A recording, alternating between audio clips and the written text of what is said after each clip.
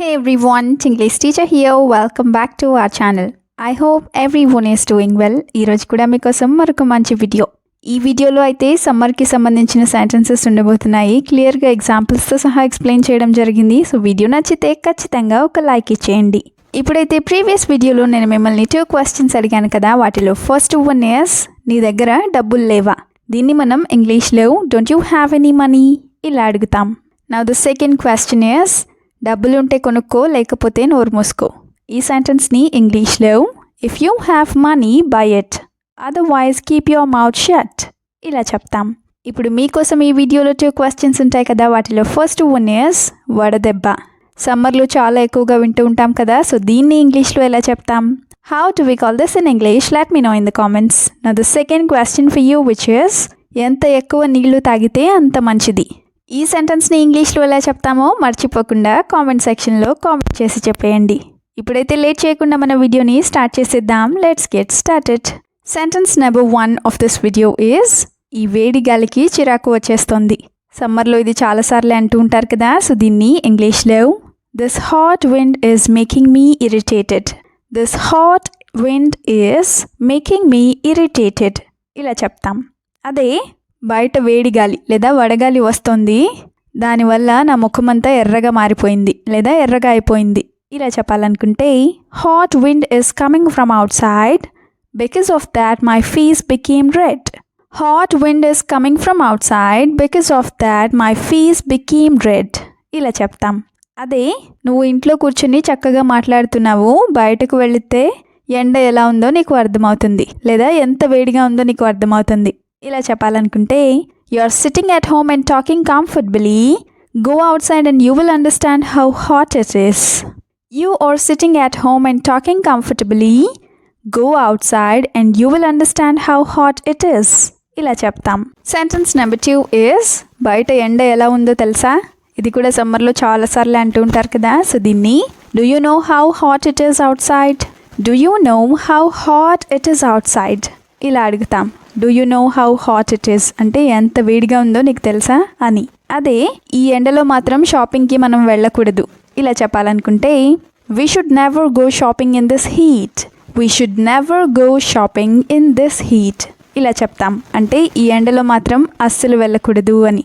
అదే మిట్ట మధ్యాహ్నం వేడిలో కార్ ఆగిపోయింది, మేము చాలా ఇబ్బంది పడ్డాము ఇలా చెప్పాలనుకుంటే the car broke down in the afternoon heat and we faced a lot of trouble. The car broke down in the afternoon heat and we faced a lot of trouble ఈ విధంగా చెప్తాం. సెంటెన్స్ నెంబర్ 3 ఈజ్ ఈ ఎండలో బయటికి వెళ్తే మాడిపోతావు. సమ్మర్లో ఇలా కూడా అంటూ ఉంటారు కదా, సో దీన్ని if you go out side in this heat you will get burned up.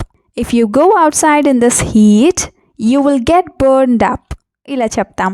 అదే నేను చెప్పింది నువ్వు వినవని తెలుసు, అయినా కూడా నేను చెప్తాను ఇలా చెప్పాలనుకుంటే I know you won't or you will not listen to what I say but I will still tell you. I know you won't listen to what I say but I will still tell you ఇలా చెప్తాం. అదే ఈ వేడిలో అంత ఎక్కువగా తిరగడం మంచిది కాదు, సాయంత్రం వెళ్ళు లేదా సాయంత్రం బయటికి వెళ్ళు ఇలా చెప్పాలనుకుంటే it's not good to Rome around too much in this heat, go in the evening instead. It's not good to Rome around too much in this heat, go in the evening instead ఇలా చెప్తాం. Roaming around అంటే ఊరికే తిరగటం అని. Sentence number 4 is ఎండలో నడిచేసరికి కళ్ళు తిరిగాయి. ఇలా కూడా జరుగుతూ ఉంటుంది కదా, సో దీన్ని I felt dizzy after walking in the heat. I felt dizzy after walking in the heat ఇలా చెప్తాం. ఐ ఫెల్ట్ డిజీ అంటే నాకు కళ్ళు తిరిగినట్లుగా లేదా కళ్ళు తిరిగాయి అని. డిజీ ఆర్ డిజీనెస్ అంటే కళ్ళు తిరిగినట్లుగా అనిపించడం అని. అదే నాకు ఆటోలు దొరకలేదు అందుకే నేను నడవాల్సి వచ్చింది ఇలా చెప్పాలనుకుంటే I couldn't find any autos so I had to walk. Or I couldn't find any autos in this afternoon so I had to walk ఇలా చెప్తాం. ఐ హ్యాడ్ టు వాక్ అంటే నేను నడవాల్సి వచ్చింది అని. Another example is walking in the scorching afternoon heat made me feel exhausted so I slept with the AC on. Walking in the scorching afternoon heat made me feel exhausted, so I slept with the AC on. అంటే మిట్ట మధ్యాహ్నం ఎండలో నడవటం వల్ల నాకు చాలా నీరసం వచ్చేసింది, అందుకే నేను ఏసీ ఆన్ చేసి నిద్రపోయాను అని. సెంటెన్స్ నెంబర్ 5 ఇయర్స్ ఈ వేడిలో నేను అస్సలు వంట చేయలేను.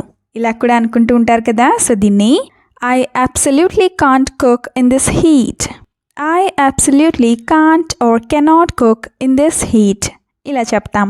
అదే నన్ను తిట్టే బదులు నువ్వు బయటకు వెళ్ళి ఈ రోజుకి ఫుడ్ తీసుకురావచ్చు కదా ఇలా అడగాలనుకుంటే instead of scolding me can you bring food from outside for today. Instead of scolding me can you bring food from outside for today ఇలా అడుగుతాం.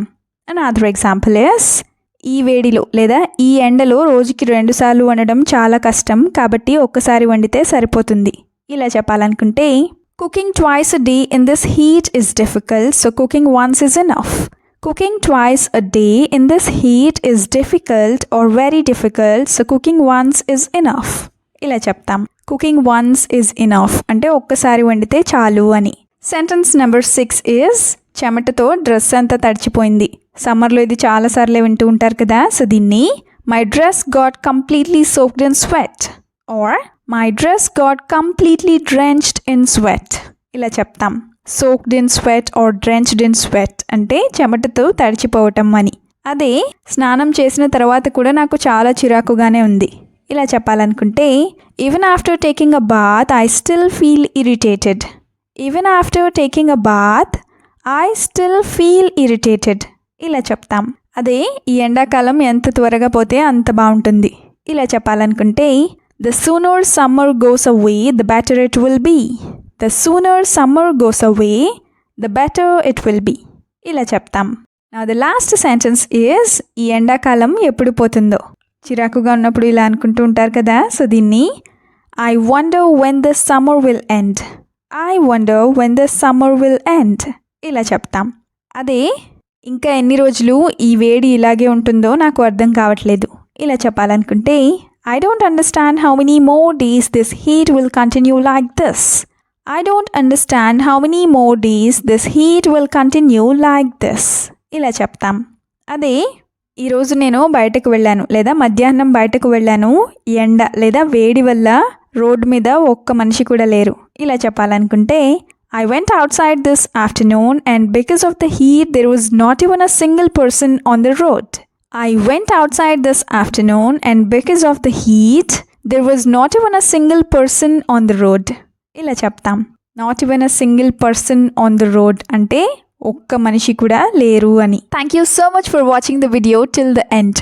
మీరు గనక ఫ్లూయెంట్ ఇంగ్లీష్ స్పీకర్ అవ్వాలి అనుకుంటే try to practise as much as possible. Will meet you again in the next video. Until then keep learning, keep practising and keep supporting Tinglish Teacher. Have a good day. Bye by.